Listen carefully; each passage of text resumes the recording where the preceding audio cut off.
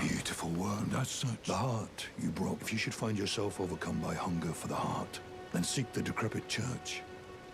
And you must not forget those who partake in dragon communion.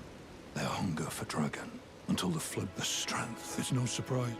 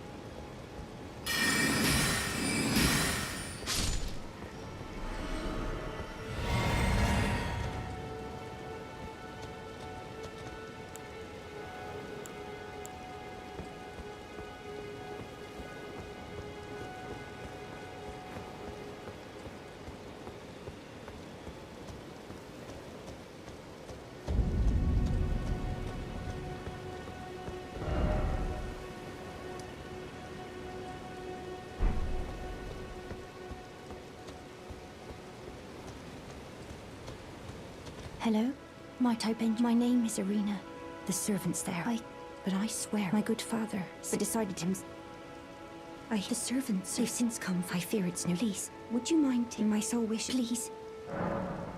Thank you. Then please. Deliver.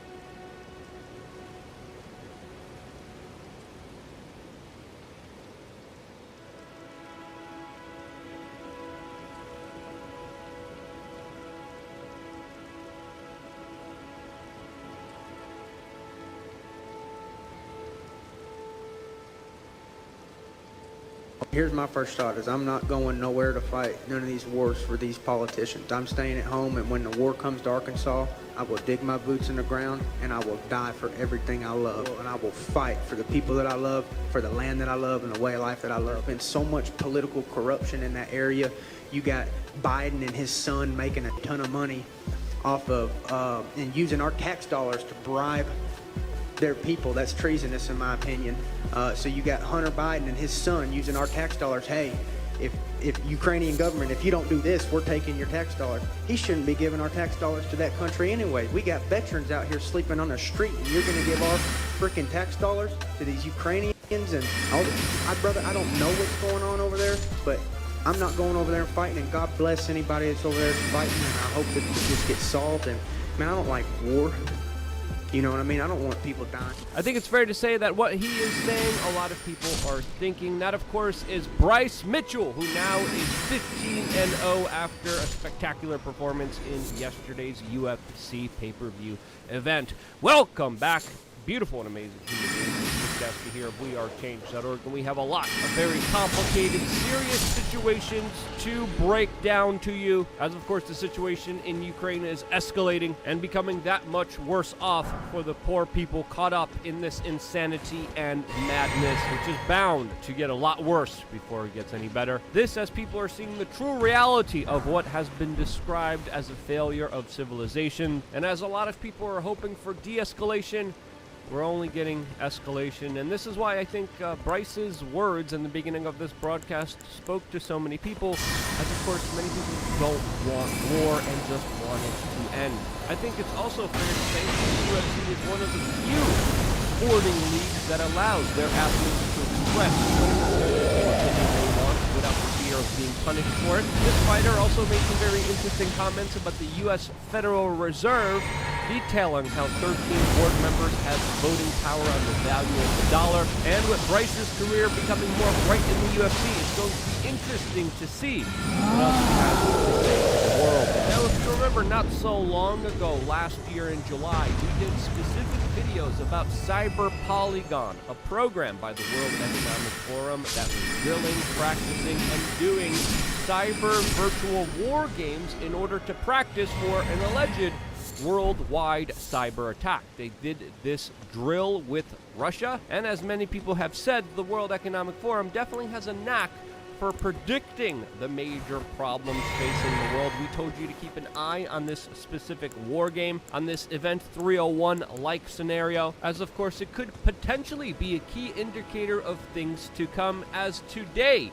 we are having articles like this from Fox News that read, U.S. doesn't stand a fighting chance if Russia and China combine cyber tech. Allegedly, according to Nicholas Callan, a former Pentagon official, this says, of course, right now we are dealing with a major significant proxy conflict between the United States and Russia that's unfolding now in Ukraine, and it would be foolish to think that this kind of warfare wouldn't expand and grow to other platforms and key areas of infrastructure, which of course are mainly maintained through the digital online space. Now, according to this former U.S. Pentagon official, who most likely is working at a military-industrial complex firm right now, he describes U.S. infrastructure cyber defense as, quote, kindergarten level, which he says stands no chance against China and Russia. Now, whether this is an accurate assessment or a plea for a bigger budget, we have to understand, as the World Economic Forum is saber-rattling about this major problem, which could become a reality, at the same time, the World Economic Forum is offering solutions to this problem as they're trying to push a new digital ID system that, of course, is akin to the Chinese social credit score system that would track, trace, and database all of your online activity, monitor your political opinions, your every movement, and even potentially your thoughts, which according to the World Economic Forum will make life easier for everyone. So essentially what the World Economic Forum is saying is, hey, there's going to be major cyber attacks that are going to disrupt life and make things miserable for everyone.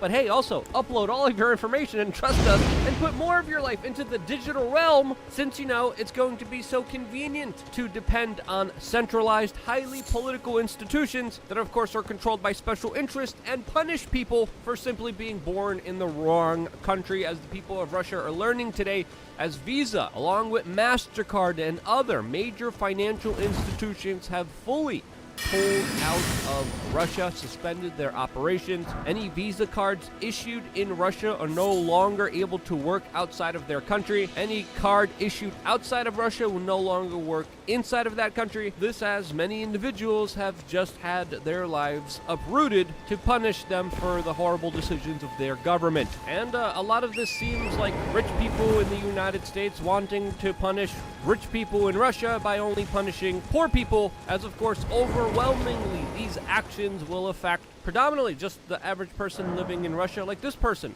who just wrote today that her PayPal has stopped working in Russia, that Twitch decided no longer to pay Russian streamers, with this person specifically saying, quote, "Thank you very much for cutting my only source of income.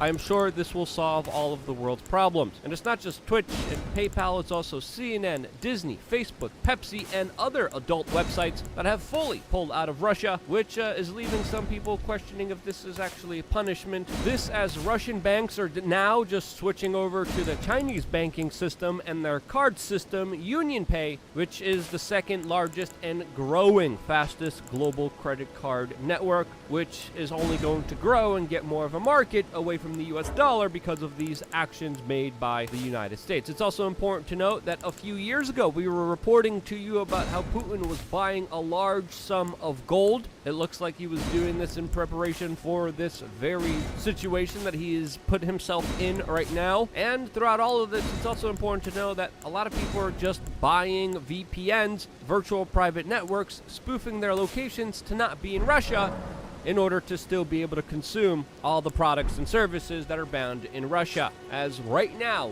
VPN applications are now the top downloaded and used applications in the Russian Apple App Store. Gee, I wonder why. If there's a will, there's a way. And before you get entangled in a possible global conflict, don't forget to check out thebestpoliticalshirts.com, because if ever your voice gets censored or limited on the online digital space, you could still wear t-shirts in the real world to help people awaken to the larger propaganda and disinformation out there. We just released Truth is the First Casualty of War t-shirt, which you can get only exclusively on our website. We also have a lot of other anti-war t-shirts, since of course this is one of the strongest principles that we have always been behind and still decide to stand behind on no matter what the political realignment. And again, if you're just an average Joe out there, one of the best ways to help spread an important political message right now is just by simply wearing a t-shirt. You can make people think, you could definitely make them laugh with some of the shirts we have available, which are only available on thebestpoliticalshirts.com. Click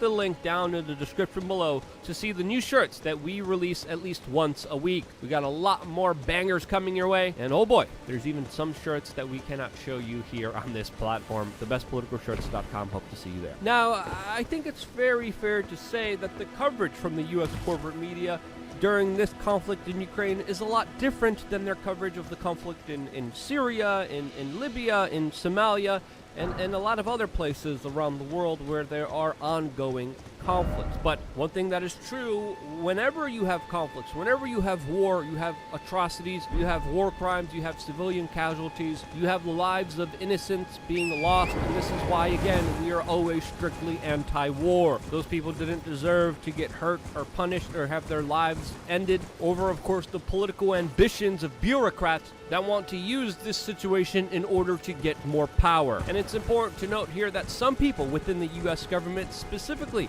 the Secretary of State, are using the fact of civilian casualties as a way to push for an escalation of this conflict, as Anthony Blinken, the U.S. Secretary of State, says that, quote, there's very credible intelligence that shows Russia is engaged in war crimes, specifically targeting civilians, and if this is the case, it would be good that the Secretary of State released this information for the world to see and understand. The U.S. government saying there's very credible reports here from intelligence agencies that are known to lie doesn't really help the situation, as of course a lot of people normally think about the weapons of mass destruction, which was also brought to us by the intelligence agencies under, quote, very credible reports. It's important to question everything here. I'm not saying that these accusations didn't happen, but if they did, we need a lot more than just the word in order to believe that they happened. But the U.S. Secretary of State is saying that this is a justification for other countries to get involved in this conflict and to send in warplanes from countries like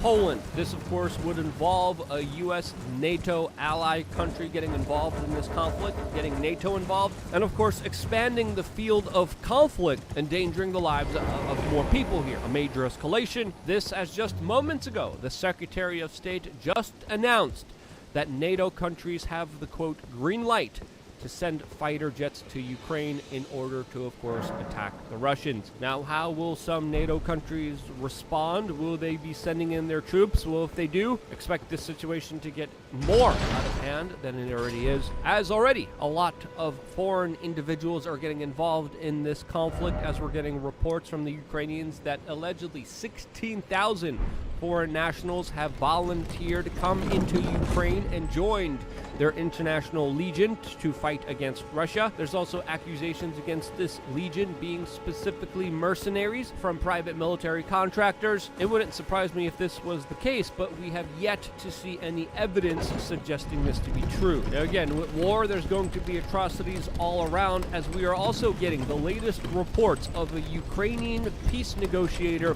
being accused of being a Russian spy and then soon executed by the Ukrainian state without a judge, jury, or trial. There was no prison sentence, just the extermination of an individual who was suspected of treason. This is the man pictured here with negotiations that were still ongoing with the Russians. And again, these reports are still just initially coming in, and in the fog of war should also be questioned, just like everything that's happening there. The latest reports that we're also hearing is that Putin is, quote, raining bombs on a green corridor, which according to the Ukrainians has led to the loss of life of civilians who specifically were fleeing during a ceasefire, which was again allegedly violated by the Russians. Now, is there loss of civilian life in Ukraine? I would say absolutely. There always is loss of life of civilians during wartime. There's always innocents being caught in the middle, as of course these are the people paying the ultimate price for the political ambitions of some individuals. Now, Putin, in response to a lot of this, is saying publicly that the Ukrainians are using, quote, civilians as human shields. We usually see this kind of excuse used by, of course, aggressors, but it also wouldn't surprise me if this was a tactic employed, since, of course, war is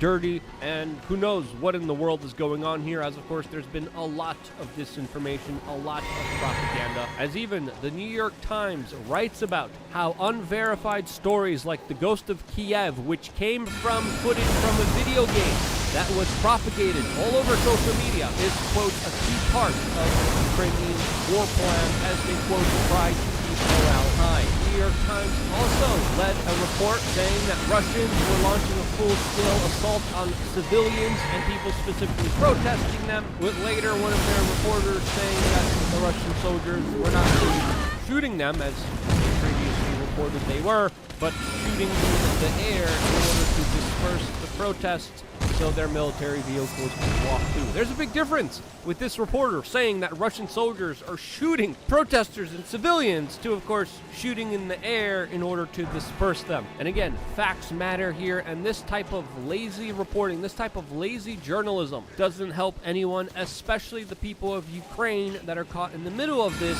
and are having people question their courage because of this lazy reporting. There's also a lot of corporate media reports of Russians attacking nuclear reactors inside of Ukraine. This, as Reuters just released an article talking about how there is no evidence of Russians attacking a nuclear reactor in Ukraine. Even though there's a lot of news reports purporting it to happen, Reuters is saying it didn't happen. Now, it's also important to note here that one of Putin's key allies, a Chechen leader, came out and publicly addressed the president of Russia, asking him to, quote, shut your eyes to everything and let military commanders unleash a blitzkrieg of savagery in Ukraine and, quote, finish it all in a day or two. Now, with Chechen leaders coming out and publicly declaring this, it really puts into question the media reports that we've been seeing, along, of course, with Putin's strategy in starting this war. Now, of course, the president of Ukraine is still urging a no-fly zone, which is, again, akin to a full all-out war between the West and the East. Will he get it? Will NATO send in more fighter jets? Well, if one thing is clear, is that on the corporate media, we are seeing a huge push for this, a huge push for escalation. As Caitlin Johnston writes, quote, the Overton window is being shoved towards warmongering extremism, and I would have to agree with her, especially with some of the content that I've been seeing on the national media, especially by individuals like Sean Hannity, which are sociopathic, crazy demands that will lead to more loss of human life. Again, NATO forces have just been activated for the first time. The Secretary of State is saying you have the green light to shoot down Russian aircraft inside of Ukraine. The corporate media is cheering this on as we're dealing with the situation with some very serious consequences. Now, again, clearly, Putin still here is the aggressor. He still is invading a country that is a significant underdog here, but that underdog is being used as a proxy state by Western interests that have led to a huge loss of life of innocent people inside of Ukraine. And even the Washington Post admits through its sources that have been corroborated with the sources from the New York Times that Washington, D.C. is considering a successor to Zelensky if he is captured or killed by the Russians, as they are also, quote, preparing for a government in exile and a long insurgency. And again, there's a lot of people being affected by this, losing loved ones, losing their homes, losing their lives, that wish this conflict to be over. From everything that we're seeing, from the escalations, it looks like that is not going to happen anytime soon. And again, I think we're dealing with an absolutely crazy situation that we should take a step back from in order to fully understand what's really going on, the larger ramifications. And I think what we should be trying to focus on and trying to bring is peace, rather than, of course, more war. And again, that's just my perspective on it. I could be wrong. If you think I'm wrong, let me know why in the comment section below. But for me, this has been a very difficult situation in order to report on, to examine, to even fact check. I might have gotten some things wrong, and this is the nature of the situation with how fast moving it is and how much disinformation and propaganda there is surrounding it. But if you thought I did an okay job navigating this crazy minefield, share this video with your friends and family members, because you do, I'm able to be here. I did another video surrounding this particular topic that provides you some important context and is definitely worth watching, and you can definitely watch it here by clicking this area right now. And because you do these videos, I want to be here for this video. This is why I love you guys. Stay tuned for more here on CRK.org.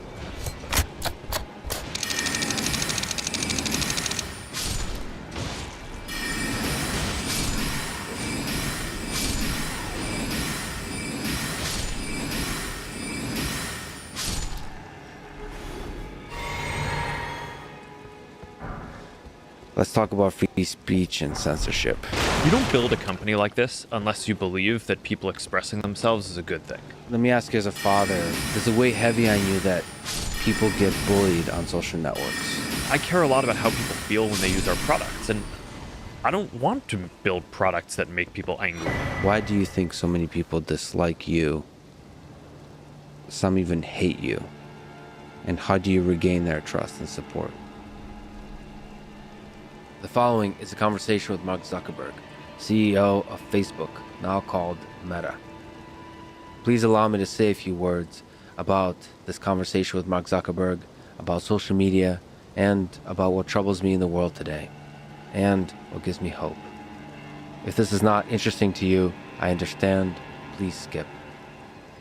I believe that at its best, social media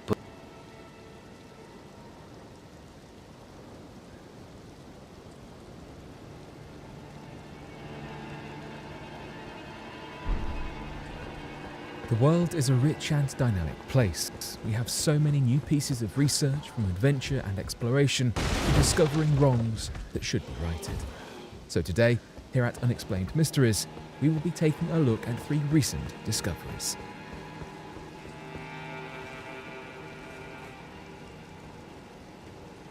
Investigation uncovers Ohio is secretly building radioactive mountains. For many of us, one of our biggest fears is seeing our childhood homes, the safe places we love to explore, and the cities we live in disappear. Others fear the climate crisis and the inevitable destruction we are causing by not acting. Some worry that these will all go hand in hand, creating very real problems we will not be able to undo. For Lynn Anderson, these fears have come true.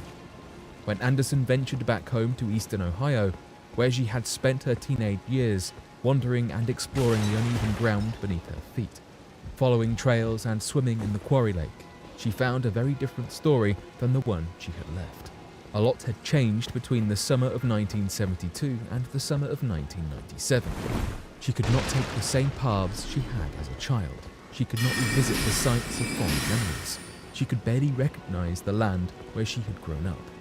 The land and home Lynn had loved was gone, and in its place stood a landfill, large mounds of waste piled high. Anderson commented, "I could not believe we had that much trash, that we filled up that many areas hauling in crap." She, alongside with locals, placed the blame on state officials, suggesting that they failed to fulfill their duty to protect the local environment. How exactly did that awful transformation happen? Within the 25 years since Lynn Anderson had been adventuring as a young 15-year-old, the quarry land had been passed and sold to a few companies. So, the state is left with a huge landfill, replacing natural landscapes that stood just a couple of its price. But what was worse, the communities in Ohio have reported the landfill and the lack of care to their environments as the cause of a rocketing rate in cancer diagnosis. In 2019 alone, the landfill saw more than 1.3 million tons of waste brought on site, some of which has been determined to be radioactive fracking waste. What's fracking? Fracking is a highly controversial process that has left many begging to leave this method behind, with others congratulating themselves. Fracking is also known as hydraulic fracturing, and it is a method of retrieving natural gas and oil from shale rock. It involves drilling into the earth and then aiming a high-pressure water mixture of water, sand and various chemicals at the rock to release the gas. It is true that fracking lets the drilling firms reach those hard-to-get oil and gas resources, and economically speaking, it can lower gas prices. However, many think that this technique is too environmentally hazardous, has issues in terms of earth tremors and possibly contamination of groundwater through the leaking of carcinogenic chemicals. It goes without saying that radioactive fracking waste products placed within a landfill in Ohio is shocking, disturbing, and terrible. Unfortunately, many people are not aware of the radioactive byproducts that come because of fracking, and citizens are unknowing as their watersheds are becoming surrounded by radioactive waste. The Environmental Protection Agency, or the EPA, has classified this type of radioactive waste as TENOR, meaning it is technologically enhanced, naturally occurring radioactive material. It seems that this horrifying waste disposal is not limited to this one spot in Ohio. This is one of 8 sites in Ohio alone that is having waste taken there from oil and gas operations that are a little less conventional, to say the least. While there has not been a huge amount of testing done on this radioactive waste, a 2016 study that looked at the same sort of waste in similar levels found that the radium levels from fracking materials were more than 2.5 times greater than what is permitted by the Ohio Code. Of course, the issue does not stop with the radioactive waste being stored. There is an undeniable chain of events that follows and results in tangible, painful impacts for these communities. When it begins to rain over the landfill, the water moves through the heaps of waste and carries along in the flowing water any water-soluble contaminants. This means all the different parts of the radioactive waste, and there are lots, introduce the water-soluble radionuclides into the leachate, the liquid that contains all these water-soluble contaminants. Even the industry itself admits that every part of the process involves radioactivity, meaning radioactive waste is present in landfills in the form of drill cuttings, pipe scale, produced waters, flowback water, sludge, filtration sleeves, and various pieces of contaminated equipment. The water treatment plants the leachate is then sent to, 10 out of a possible 13 of which are based in Ohio, are able to treat biological materials, but are entirely unequipped to treat radioactive materials. This issue is an incredibly serious one. Regardless as to your stance on fracking, the practices must be taking place in safe ways, with the correct equipment and storage facilities on hand for the waste products. It is unfair to let people continue to suffer and to leave insufficient methods of cleaning up a process that is so damaging in the first place. Multiple supernovas may have implanted our solar system with the seeds of planets. Stars are incredibly complex celestial bodies.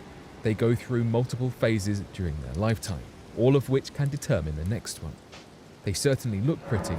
The stars in the universe have plenty of question marks around them, making them great points of scientific research. Some 2021 research suggests that a series of exploding stars could be what led to the right climate and conditions for our solar system to exist as we know it today. The research study has been aiming to investigate the conditions of a star-forming region so that we can compare these conditions to those found in our early solar system. Where we see some similarities, we might then be able to piece together exactly how the radioactive elements that we know are crucial to allowing planets to form appeared around the Sun in the first place. the team began their study by using condensed, solid material from the cloud of dust that surrounded the newly formed star. Perhaps the most important element found here is aluminium-26, an element that has a somewhat short lifetime, and given the long time it takes to form a planet, we can conclude that the source of the element was somewhat close by. Following a series of observations, some researchers have concluded that perhaps it is not a singular source providing the aluminium-26, but rather multiple supernovas. A supernova is the end of a star's life cycle. The star explodes, releasing its mass and causing a sudden surge in brightness. Aluminium-26, the crucial element, is found in the center of massive stars. It is one of many elements formed within them. When the star therefore explodes and the object's materials are distributed across the galaxy, this element that is known to allow planets to form is therefore spread throughout space. When researchers began to take a closer look at the timeline, it is not impossible for this to be an explanation, but some scientists are suggesting that it is improbable. The mass of the star combined with the short span of the element would mean this explosion would have had to occur incredibly recently. For now, what we know for certain is that the impact of aluminium-26 upon the galaxy is incredible, with significant changes occurring thanks to it being there. We just are not quite sure exactly how it got there just yet. A team of scientists want to land a drone on Saturn's moon, Titan. Some of the planets in our solar system make Earth look better. Our one moon can hardly compete with Saturn's 82, 3 further. In 2005, we spied a pretty good shot of the largest of Saturn's moons, Titan, as the European Space Agency's Huygens probe was placed on the surface of the moon. This is the furthest from Earth we have ever landed a spacecraft, and the mission was a success, if somewhat short-lived, with the drone running out of power within mere hours. Now we are ready to research back and better than ever. A team of scientists at Johns Hopkins University's Applied Physics Laboratory have been devising plans to reach Titan once again, this time sending more on a probe. Instead of the stationary probe sent in 2005, the team wants to step up the game a little, sending a drone that could roam about the moon above the surface but submerged in the thick atmosphere. The mission, dubbed Dragonfly, has the potential to determine which sites on the moon could be habitable, and with a combination of the low gravity and thick atmosphere, the mission really could be a hit, with the drone visiting multiple sites. If everything goes to plan and proposed designs and concepts are approved, there is a possibility that NASA can launch Dragonfly in 2025, though it would not reach Titan for another 9 years after that. From an engineering perspective, this mission is well within reach, with it being perfectly accomplishable technology-wise. This has the potential to give us invaluable results and a whole host of new knowledge about a fascinating part of our solar system. Hopefully, come 2034, we will be talking about all the amazing research we will see come from the successful landing of the Dragonfly mission drone. We have so many innovations going on in our world, from wrongs we need to right to the ongoing research into space and our universe. There is only more to come.